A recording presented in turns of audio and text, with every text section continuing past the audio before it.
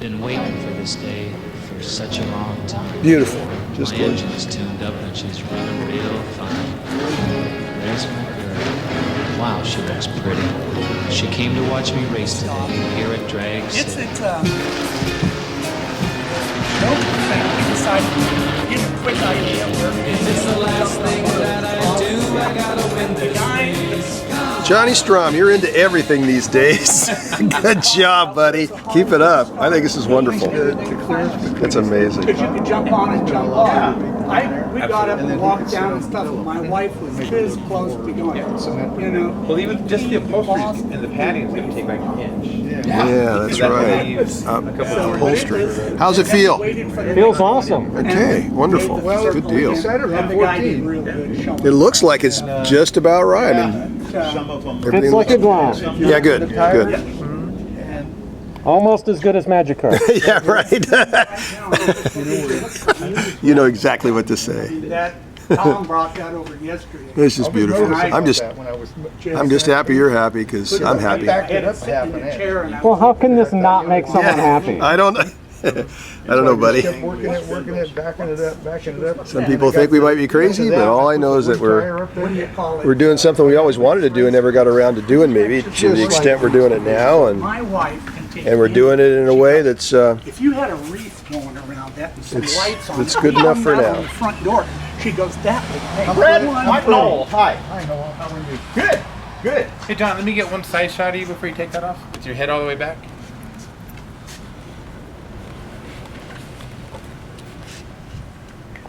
That's perfect. That's perfect. So you're going to go to Verona? Yeah, one way or the other. Good. I got everything all lined up to go down there, and what do you call it? Prieto told me he's going to have his trailer there and some chairs and stuff. So we can take this. Well, Bobby, Yes, sir. how's it going so far? I mean, It's going fantastic. Can you give me a tour around the car? What are we looking at? Should we here? go front to back? Could you? I mean, is it okay to do that now, or if you're tied up in this? No, and no, you no, need we to go front do to some back. more. Okay, let's do that. Okay, this is the 1963 version of the car that later became known as the Surfer's Car. And It was built at the Red Apple Motel. right. Kind of from beginning of 63 to late 63. I actually competed in 63, won its first race at Ramona. Right. This car differs from the car that people call the Surfer's Car with the front end, basically. This is the original type leaf spring front end they had. Later on, they went to the torsion bar front end, which is Right. much more consistent with how the cars were built back then. And the original partners with the car, this particular iteration, which was the first iteration, Right. were It was Bob Skinner, yep. Jim Crosser, and Tom Jobe. Okay. This is way before the Surfers era started. Right. Car was originally driven by Goob Tuller, Old goob. and then Bob Moravez, aka Floyd Lippincott, went for a couple laps. Sports car driver John Morton went for a couple laps. Mike Sorokin went for a couple laps.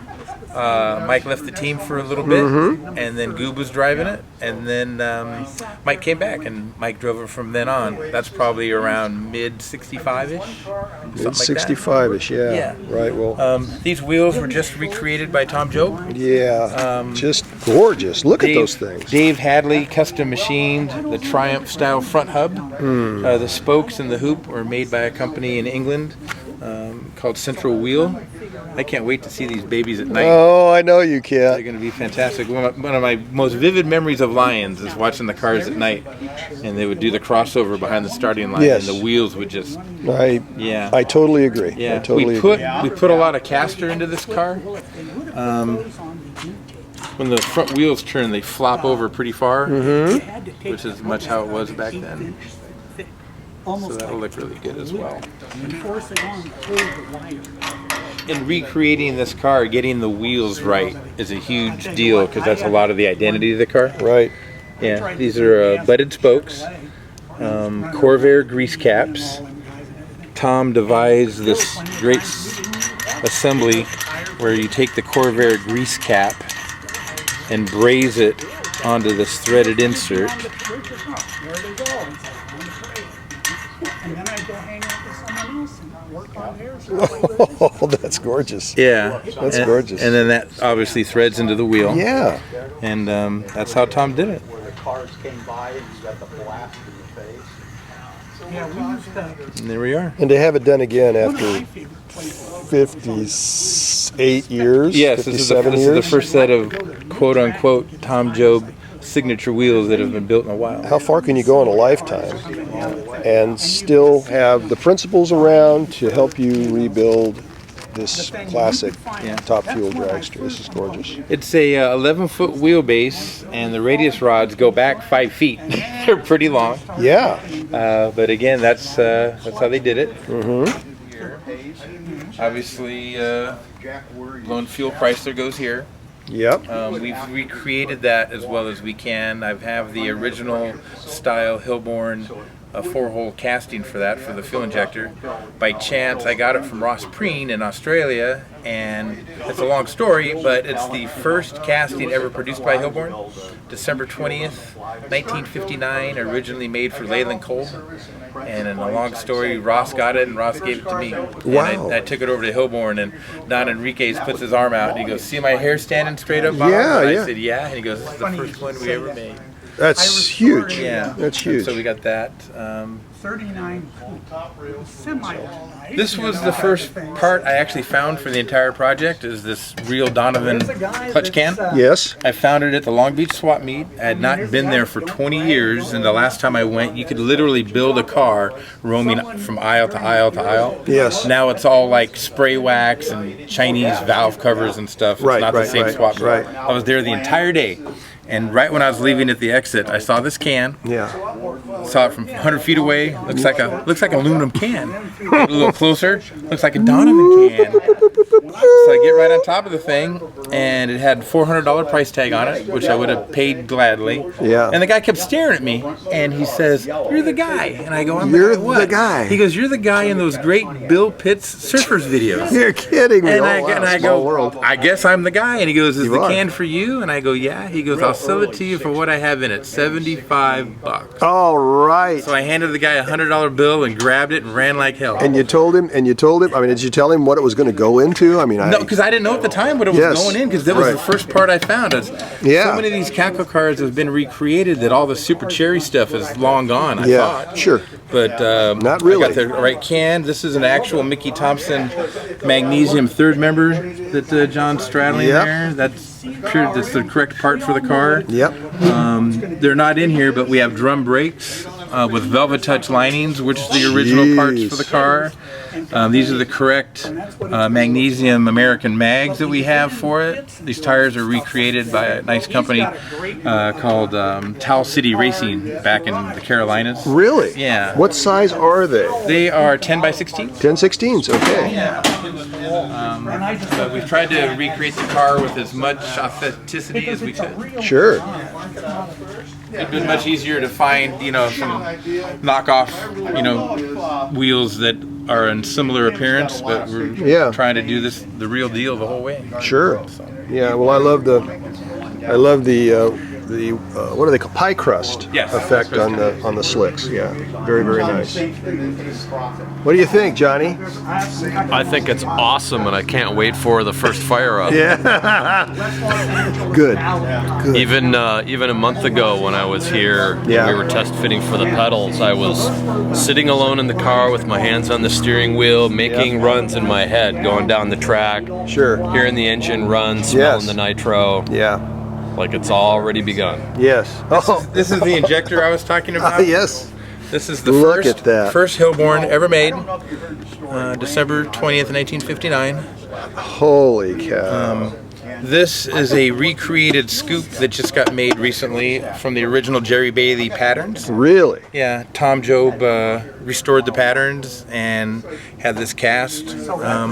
Tom did all the machining on the inside, the little button head screws and the openings Yes, for the yes. throttle body. Good job. Thank you, Terry Masteron, for all the help with the jetting on this as well. Oh, beautiful. Yeah, and there's the Bailey name, obviously. There it is. Oh, man. Yep. It's not a Scott after all. Son of a gun.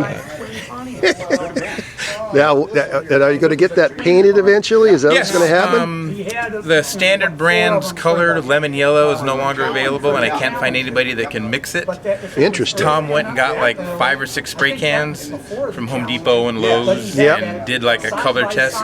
And it's a Rust-Oleum color that he's settled on. I forget exactly what it's called, but it's kind of a mid-yellow. And I'm going to have the scoop powder coated so the nitro doesn't get too crazy on it. Yeah, good idea. Yeah, and then that'll finish off this part of the car. Beautiful. And we were striving for authenticity, but I Yes. never thought we would find the original 4-holer.